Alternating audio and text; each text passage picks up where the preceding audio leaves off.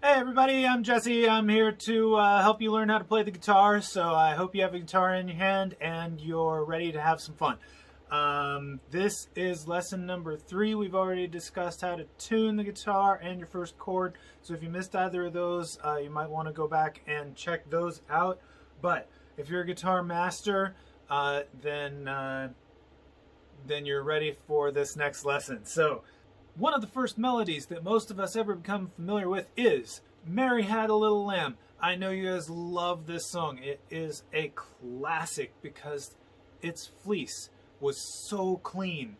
And if you've ever seen a real sheep, the fleece is not as white as snow. It usually gets all crusted with...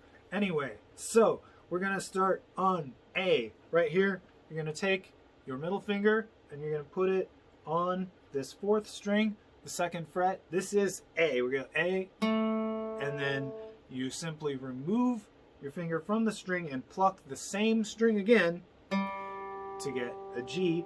And now we're going to go down to F, which is the 3rd fret on the 3rd string. So, and now back up to G. It's this string open, and then A again, and then G, and then A. Aha, it's C.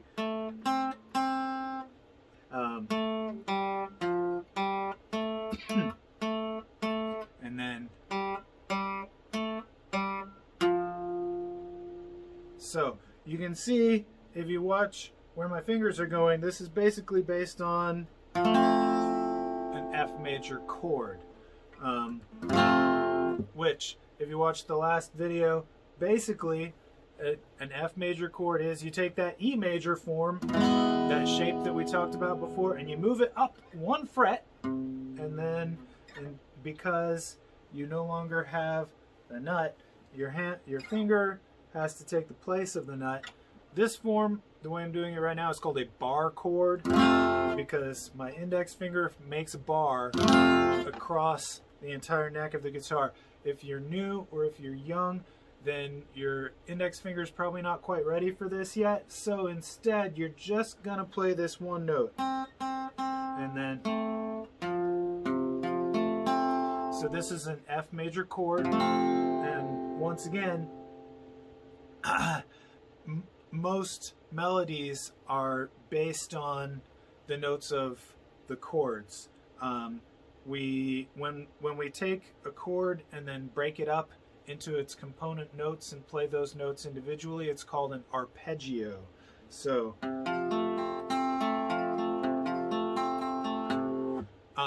that's an arpeggio. It is colloquially known as a broken chord because you just break the chord up into its individual notes. You can alternatively finger pick it like this.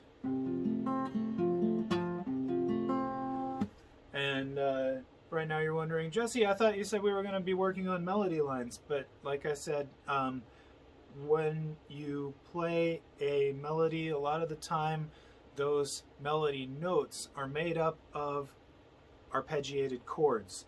So as a musician, learning your chords and then learning how to break up the notes of the chords into strings of single note runs is one of the best techniques for learning how to eventually solo like Jimi Hendrix or whoever your favorite guitar hero is.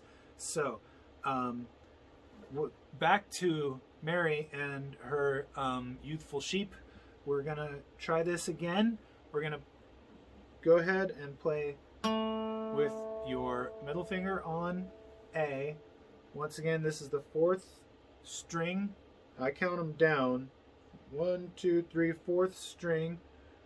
When you put your finger on the 2nd fret, the note is A. And then we're gonna remove the finger, play the same string again, and it's G. Now we're gonna go down or up, as the case may be. The note is lower down, the string is higher up. It's a little confusing to use these relative terms, but I'm using my ring finger to play the F, because it's more in tune with the broken chord arpeggiated concept. But if your fingers are easily tired, don't feel bad about using whatever finger feels comfortable for you. So you could do this whole thing with just your index finger if you prefer. A, and then G, and now down to F. Once again, that's the 3rd fret on this 3rd string. And now G open, and then A, and then G, and then A. Now here's the tricky bit, goes up to C.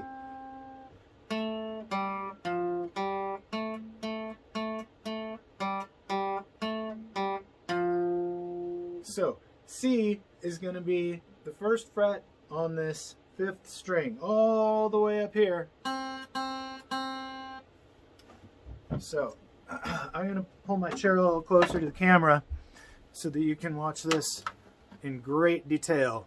So we're going to put this finger here.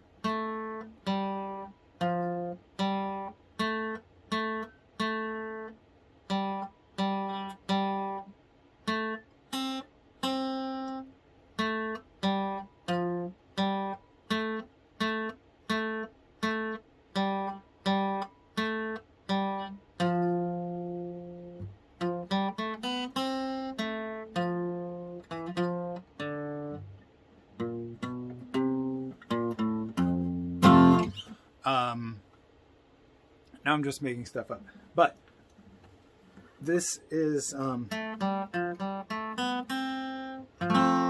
basics of how you pluck out a melody line. So the next key, as you practice this, and I hope you will practice it a couple of times, is to work on your picking technique.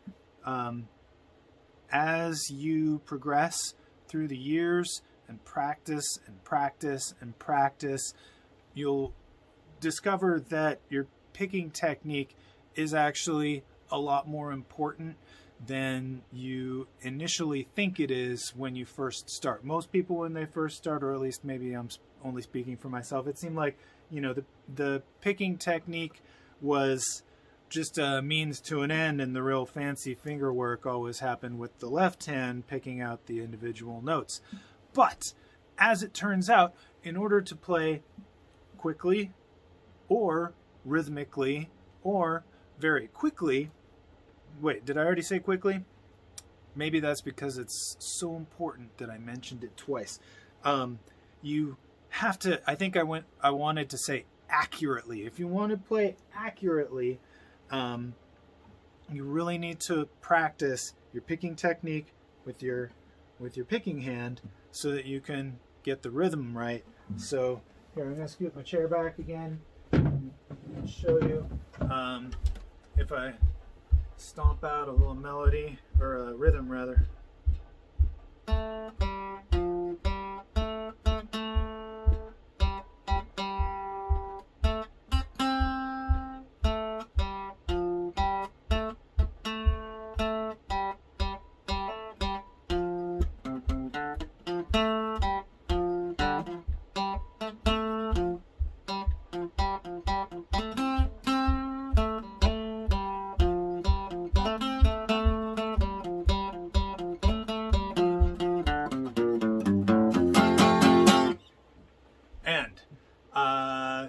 You'll probably have to play it several times before it sounds anything like that. But don't be discouraged if it takes a little while to figure out all the difficult bits, because it takes everybody a long time to learn. So if you don't master it right away, don't worry about it, because it's all about practice. Practice, practice, practice. And if you practice long enough, you will sound awesome. And I look forward to hearing you when you sound awesome. So practice, and practice that Mary Had a Little Lamb. And I will be talking to you soon. Have a great day. I'll see you.